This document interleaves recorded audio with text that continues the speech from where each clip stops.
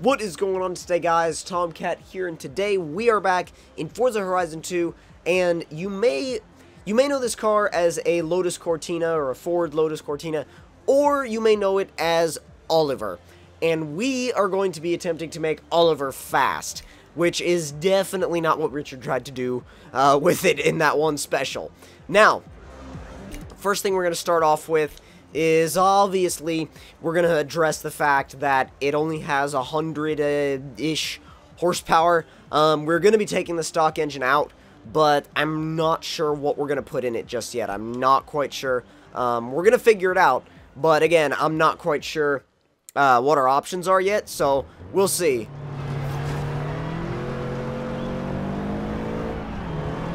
Oh yeah, it's very slow. Quite slow indeed. Yeah, this needs work. So, let's see what we've got available to us as far as swaps. We've got, let's see.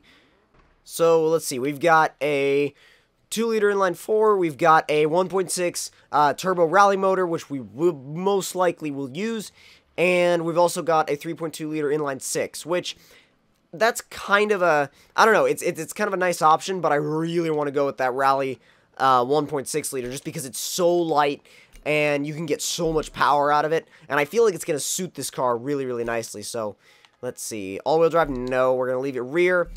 And let's see, now on to the rest of the build. Now for the appearance stuff, oh, we can take the bumpers off, that's about it. I'm going to leave them. I don't really see that much of a point in doing that. Actually, no, you know what, we're going to need a little bit of extra downforce, so we're going to put the Forza arrow on it, which, I don't know, it looks alright. It doesn't look great or anything, but it will at least help us a little bit. Oh, we're leaving that on. That looks good. Now, let's see. Tires and wheels. Actually, no. We'll do the tires and wheels in a minute. We've got to do all of our brakes, our suspension. Definitely got to do all of that beforehand. Well, we don't have to, but I would prefer to for sure. Just to make sure we don't miss anything. Because a lot of times, if you try and rush through it, you will miss stuff. And I have a specific order that I kind of like to go in with these builds.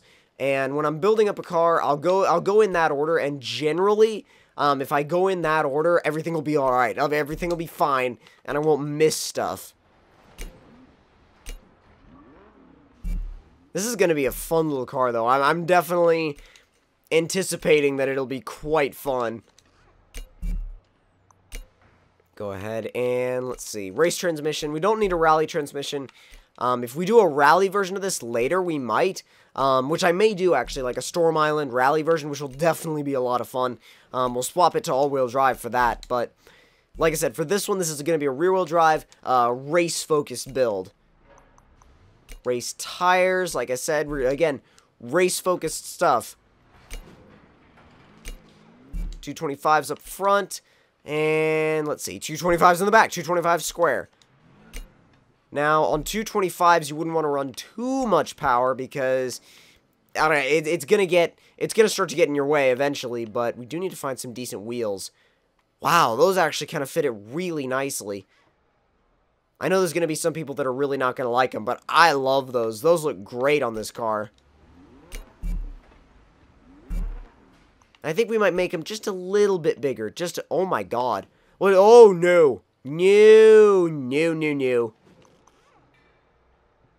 That's a 15. That looks really good. 15 looks really nice. What are they stock? 13. Okay. 15s. Oh yeah, that's a really good size for it too. Really good size. Now, just have to take the restrictor plates off the engine. We end up with 433 horsepower. And it should be nice and balanced. It really should be a fun, balanced little car. Just before I do anything else, let's lower the tire pressure just a little bit. And let's take this thing out and see how it feels. Now, we're going to test it out primarily on some twisty roads and see how it does there. We're also going to see how it launches. Obviously, that's just kind of one of the main things that you have to test. So, let's see. Okay, blows the tires off in first, apparently. Let's do that again. Yeah, it really does blow the tires off in first. Hi. Spins in second. Spins a little bit in third.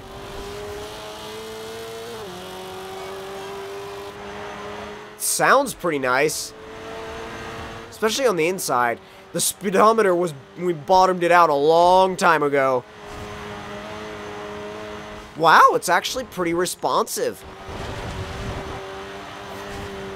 More responsive than I thought it would be, for sure. It's not slow anymore, either. Oh, hi. Jeez. That's why I like online races where you can turn the traffic off. Whoa, the back end will come around when you get into boost. That's the thing, you think you're like, it's like, I'm fine. Whoa, okay, I'm in boost and I'm sideways.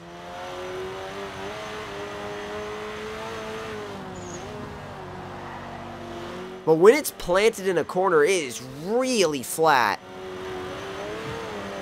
Whoa, whoa, whoa, whoa, whoa. Okay. Woo, that was close. You just gotta manage the boost, and you gotta know when it's coming in. If you don't know when it's coming in, it'll bite you. But if you know when it's coming in, you can manage it, you can use it, and you'll be fine. It's rainy now, so we may be able to test that, the responsiveness of the boost in the rain. Whoop. Come on, come on, come on.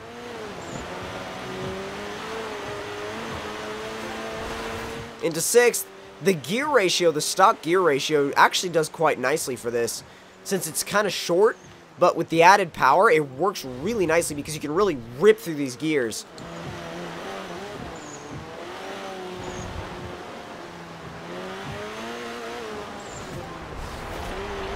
And yeah, you know what? We're going to bypass that roundabout. Straight through. What are you guys doing? Jeez. Never seen drivatars just kind of sitting around like that before. That's weird.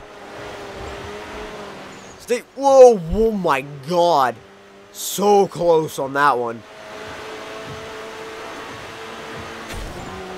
Completely floored now. We'll see how it does. It's over 150. It's coming up on 160, actually. Ooh. It's a little bit twitchy. The handling is a little on the twitchy side when you're really up there and really getting some speed up. But other than that, though, it's not that bad, I think, once you get used to it. Once you get used to it, you'll be fine. You're not going to have trouble with it at all. Really trying to focus on it now, too. It's got a nice sound. It's got a nice character. It's got a nice feel.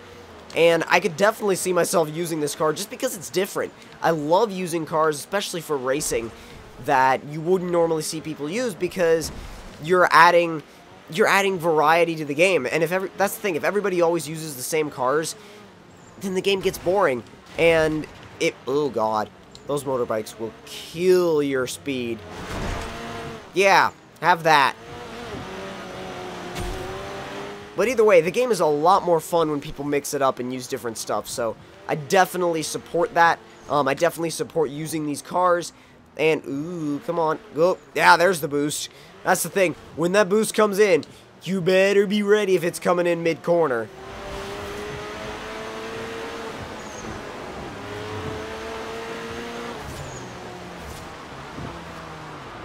Whoop. There we go.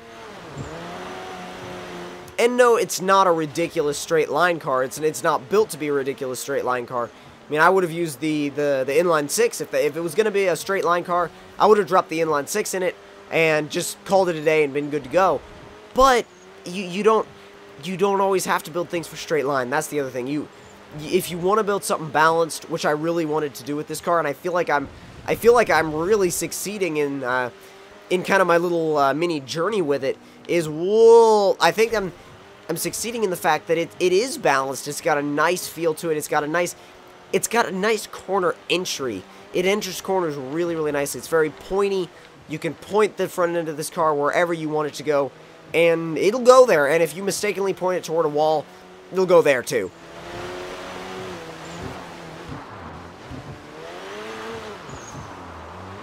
And it can be a little drift car if you want it to be.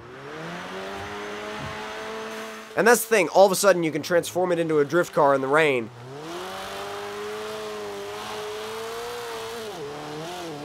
And, yeah, the sound doesn't really fit the look, if I'm honest, if you look from the outside. But, that's the thing. You want it to not quite fit the look. You want it to be more aggressive than it lets on. At least I want it to be more aggressive than it lets on. I want it to be sort of a, kind of a halfway sleeper, because if it's a full sleeper, then I would have left it stock. You know, I would have left or at least the exterior, I would have left it stock. But I feel like even the way it is now, it's still slightly a sleeper because people wouldn't expect it, you know? So, it's definitely a fun car to use, a fun car to drive. Really fun car to drive. Very flat during cornering. Very, very flat. It has a little tiny bit of understeer, but nothing you couldn't dial out with a bit of setup change. And I really just... okay, hi. They had both lanes. But I just really don't want to keep... I really want to keep driving it. That's the thing. I don't want to stop driving it. Because of the fun factor. But I do have to pull over and give my final impressions on it. So I definitely recommend building one of these. I definitely recommend building one. If you want to add some variety to your garage and some variety to what you race in, then definitely build one of these. It's a fun little car to drive. It's a fun little car to use. And it's actually really easy to see out of, which is a plus if you like to use the interior camera. But if you guys enjoyed this build, then don't forget to leave me a like. Tell me in the comment section down below what you guys thought of it.